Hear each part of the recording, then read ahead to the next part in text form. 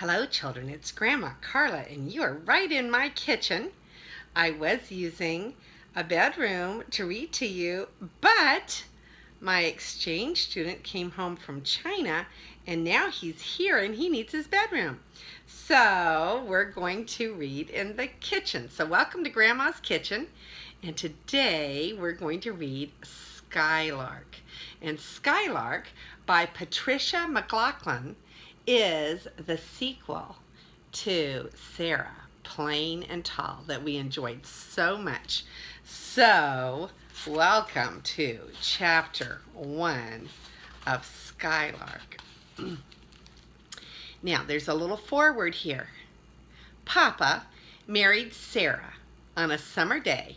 There were no clouds in the sky, and Papa picked Sarah up in his arms and whirled her around and around, her white dress and veil surrounding them like the summer wind. Caleb was so excited and happy that he burst into tears. Everybody was happy. Chapter 1. Stand on that stump, Caleb.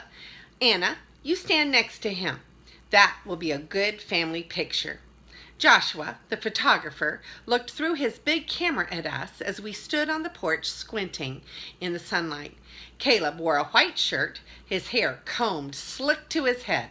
Sarah in a white dress, and Papa looking hot and uneasy in his suit. The lace at my neck itched in the summer heat. We had to be still for so long that Caleb began to whistle softly and making Sarah smile. Far off in the distance, the dogs, Nick and Lottie, walked slowly through the dry prairie grass. They walked past the cow pond nearly empty of water, past the wagon, past the chickens in the yard. Nick saw us first, and then Lottie, and they began to run. Caleb looked sideways at me as they jumped the fence and ran to us, running up to stand between Sarah and Papa, as if they wanted to be in the picture too. We tried not to laugh, but Sarah could not help it.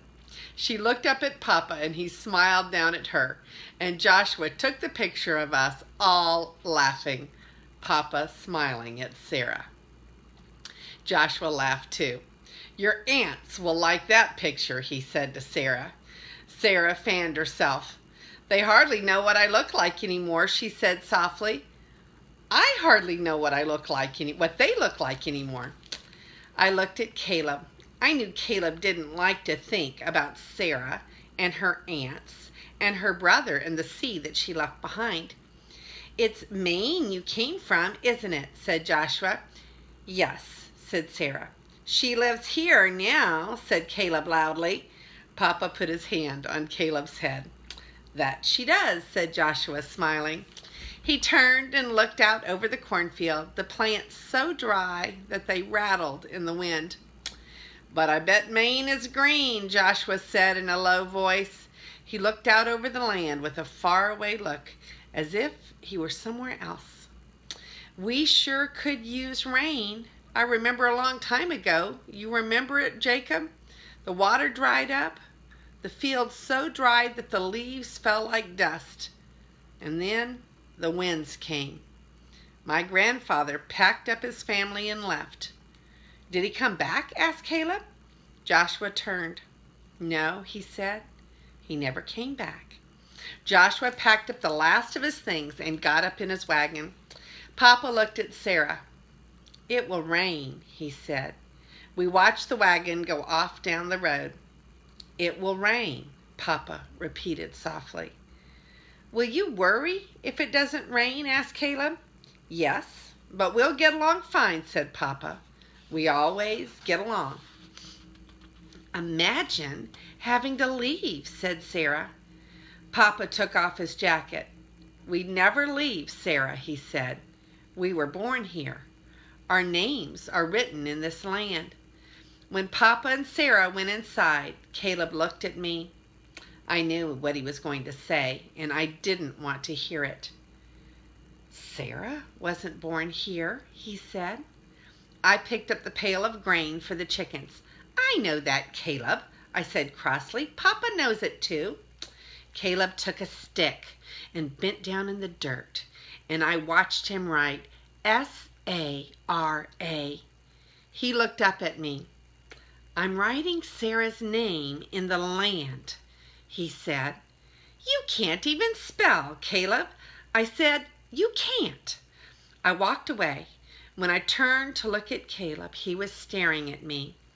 I wanted to say I was sorry for being cross with him, but I didn't. Happily ever after, said Caleb when Papa married Sarah. Now we'll live happily ever after. That's what the stories say. Caleb said that all through the summer, the fall when the prairie grasses turned yellow, and through the first winter Sarah and Papa were married. He said it all winter long, when the wind blew around the corners of the house and ice sat slick on the windows. He said it when he fell through the ice on the slough and had to sit in a tub of warm water, his teeth chattering. I liked the sound of it, Caleb told me. Happily ever after. And that is the end of chapter 1 of Skylark. And this book does not have any pictures yet. I'll be sure to show you one if they come up. And this is Grandma Carla, and I love you.